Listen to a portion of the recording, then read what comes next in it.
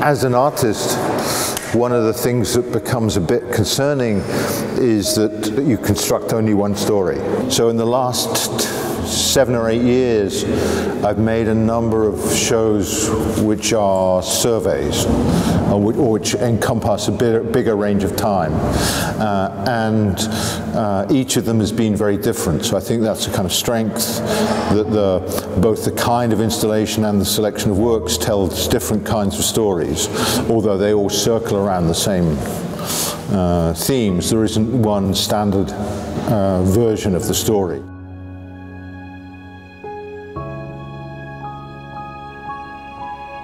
I'm kind of intrigued that works of mine that are quite old still function with works from a different period. So there is some sort of consistency, even though there are, often radical differences in style or appearance or color or material or whatever. And it's not always clear which are the earlier works and which are the later works.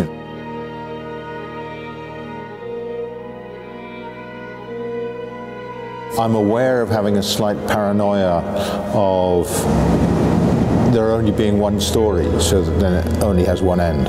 First, in 2010, when I first made a kind of a bigger survey show, I was very nervous about it, so I controlled it. But now it's, in this situation here, it's been very much a kind of collaborative selection of work in discussion with Sarah, and occasioned by a particular opportunity, which is to get Nevermind restored. Dus Richard is eigenlijk altijd geïnspireerd geweest in de systemen die wij als mensen ontwikkelen om te gaan met de tastbare wereld om ons heen. En dat kan taal zijn, dat kunnen tekeningen zijn, dat kunnen kaarten zijn, maar dat kunnen ook objecten zijn. Hij ziet dat eigenlijk heel breed. En voor ons als Middelheimmuseum zijn wij met een gelijkaardige vraagstelling bezig van wat is de betekenis van een artistiek object te midden van een wereld waarin dat er steeds meer objecten bij komen en steeds meer objecten geconsumeerd worden. Wat is nog de waarde en de betekenis van zo'n artistiek object? En ik denk dat we elkaar daar een stukje gevonden hebben. This is Bikini.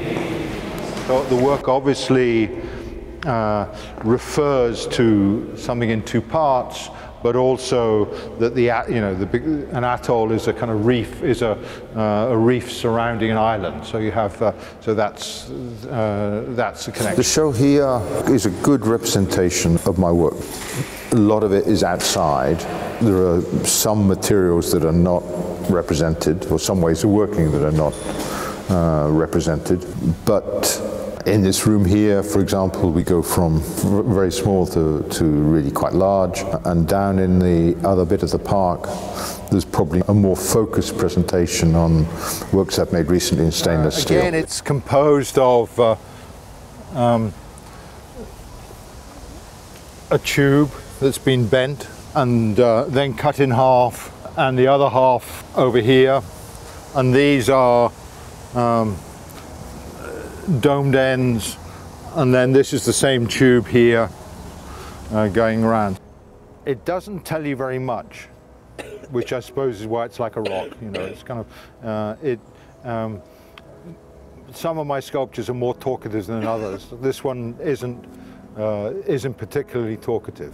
Even to me, it doesn't say so much. Here we have a sculpture called Higher Custom. So here you have one piece of tube, and then turned around you have another, and then you have another, and then you have a flat piece, and then you have an angle, and then a piece of tube, etc. And it's made one by grinding it, but that itself produces a pattern on the surface, which gives you this very interesting kind of slippage, as if there's 2 or 3 surfaces slipping together. And it depends on who does it as to what it looks like. I think the materials are part of the content rather than just the medium. So it's to try and foreground the material. There's quite a good example of that actually in this work from Mucha. You see the edge of the cardboard that forms, that's sandwiched in here, so that the material, it's a very subtle thing, but it adds something adds a kind of question of particular materiality to the work.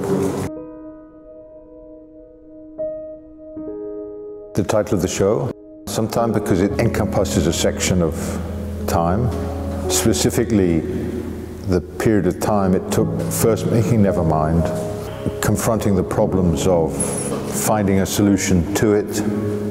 It took some time.